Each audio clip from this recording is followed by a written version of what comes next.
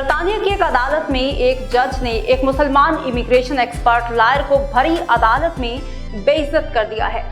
वजह आप जानेंगे तो आप अपना सर पकड़कर रह जाएंगे। मैं नायला हूं और आप CNN पाक न्यूज देख रहे हैं।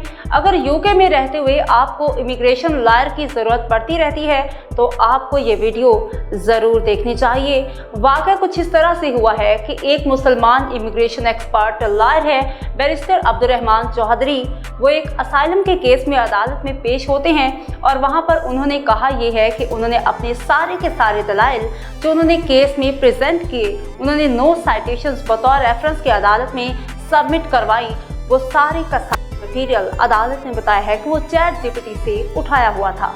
यानी इंतहाई शर्म की बात थी, क्योंकि अदालत ने कहा है कि एक ऐसा बैरिस्टर जो 19 साल से प्रैक्टिस कर रहा है वो भी अपने शोबे के साथ ऐसी बददियानती कैसे कर सकता है।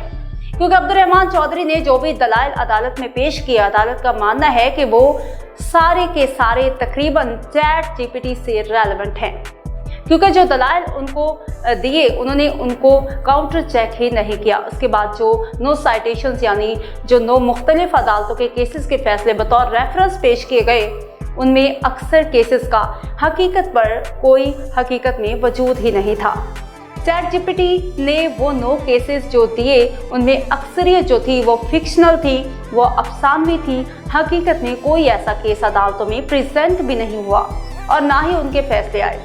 और जनाब अब्दुर्रहमान चौधरी साहब ने 9 केसेस की साइटेशन उठाकर अदालत के मुंह पर मारी और अदालत को पता चल गया कि ये सारे का सारा मटेरियल ChatGPT से लिया हुआ है। अब आपको ये बात ज़रूर सोचनी चाहिए कि अगर आप इमिग्रेशन लॉयर के पास जाना चाहते हैं तो उसकी पहले से जांच पड़ताल ज़रूर कर लिया करें, क्योंकि अब अदालत का मानना है कि अगर 19 साल पुराना वकील ऐसी हरकत कर सकता है तो हमें बार स्टैंडर्ड्स बोर्ड को उनकी रिपोर्ट ज़रूर पेश करनी चाहिए ताकि वो उनकी प्रैक्टिस के हवाले से भी कोई फैसला ले सके। दुनिया के बड़े मीडिया हाउसेस ने इस सारी दास्तान को अपनी वेबसाइट्स पर छापा है।